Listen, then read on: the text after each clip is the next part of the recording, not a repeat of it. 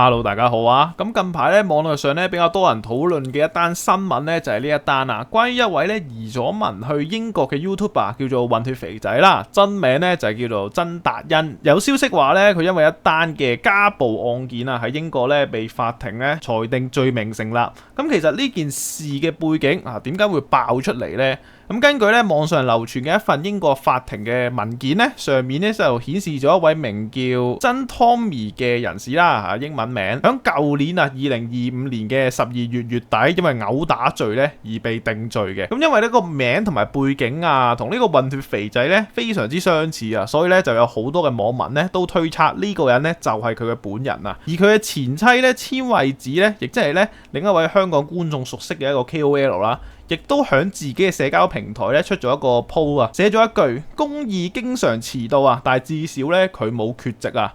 雖然呢一句咧冇直接指名道姓話係邊一個人啦，但係咧好多人都認為呢句説話咧就係回應緊前夫嘅案件啊。咁先回一回帶講一講由婚內出軌到家暴嘅指控先啦。咁其實呢一單嘅案件咧並唔係單一嘅事件啦，早喺咧舊年混血肥仔已經俾人爆咗咧婚內出軌，同佢旗下嘅女藝人啊丁彥君咧阿丁丁咧有呢一個感情嘅關係啊。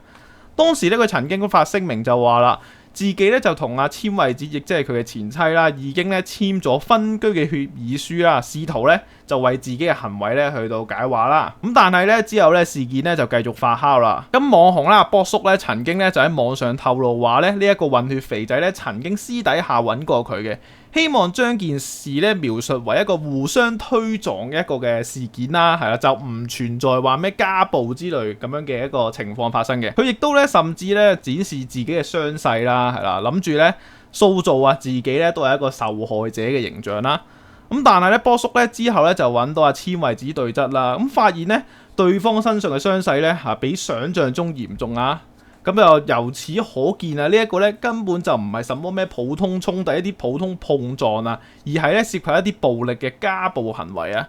咁呢度咧補充翻一啲嘅資料先啦。咁喺英國嘅法律咧，到底點樣定義毆打罪呢？咁其實咧英國法律嘅資料咧，根據法例啊，呢個毆打罪嘅定義咧，同我哋香港人平時諗嘅打到周身傷咧係有啲唔同嘅。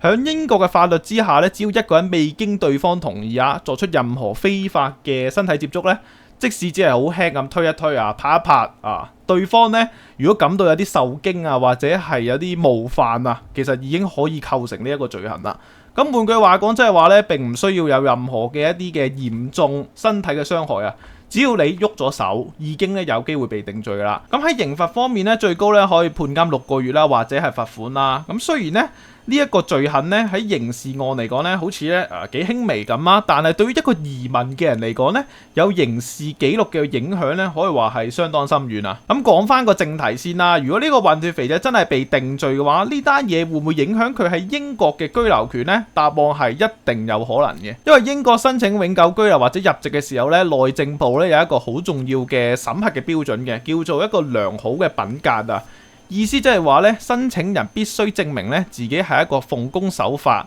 行為良好嘅人啊。如果申請人有刑事記錄啊，內政部咧會詳細咁審視幾樣嘢嘅，就係話你究竟犯罪嘅性質係啲乜啦，係啦。假設你係涉及一啲暴力嘅罪行嘅話，一定會扣分嘅呢一樣嘢。第二樣嘢就係你判刑嘅時候有幾重呢？即使咧你唔使坐監啦，但係你一定會有呢個定罪記錄會記錄噶嘛。咁第三嘅就係件事件發生咗幾耐呢？尤其係家暴呢一類嘅暴力案件啦，移民官咧好大機會咧都會質疑啊，喂，你連屋企人都可以喐手嘅話，咁係咪適合成為英國嘅永久居民啊？所以啊，即使呢一個混血肥仔咧，最後咧只係罰錢啦，或者咧被判咩社會服務令啊，呢個記錄咧都會影響佢將來嘅移民申請啦。另外，如果你想申請入英籍嘅時候咧，係需要揾2位嘅推薦人啦，譬如係啲咩專業人士啊，或者係英國公民啦，要佢哋簽名啊，證明你呢個申請人嘅品格良好啊。咁如果你咧有啲咩刑事記錄啊，或者咩啲咩暴力罪行咧，揾推薦人嘅難度咧又會增加啦，因為簽名嘅時候咧都要承擔一定嘅責任嘅。如果申請人嘅背景有問題咧，推薦人嘅公信力咧亦都會受影響啊。所以呢個亦都咧成為咗另一個潛在嘅難關啊！咁講翻件事嘅另一邊啦，即係阿前妻阿千惠子啦，作為一個單親媽咪咧，佢要獨力喺英國咧湊大2個女，生活壓力咧絕對唔會細噶啦。咁根據咧之前嘅訪問啊，曾經喺 BBC 嘅節目入邊咧分享過啊，移民英國之後咧就冇咗香港嗰種嘅工人姐姐嘅支援啦，即係冇人可能煮飯啊、拖地啊，即係做一啲家務啊、日常嘅工作啦。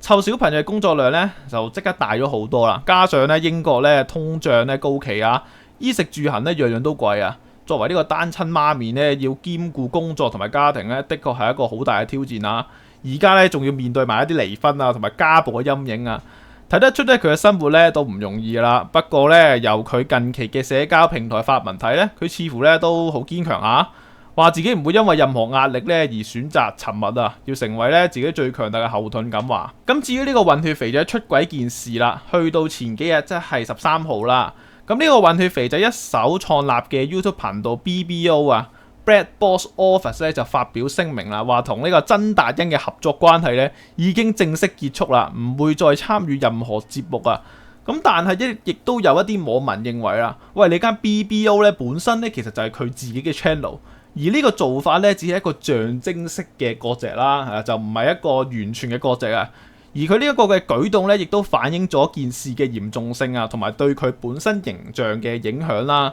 有網民質疑就係話啦，喂，你一個咧明明你自己創立嘅，自己同自己割席，有啲唔太合理喎，係嘛？咁最後咧都想同大家講一啲嘅感受啦。咁其實結婚同離婚咧喺呢一個現今社會啊，現代社會係一個好普遍嘅事情啦。兩個人咧嘅性格唔夾啊，價值觀唔同啊，選擇分開咧，各自咁生活，呢一個咧係好正常嘅事嚟嘅。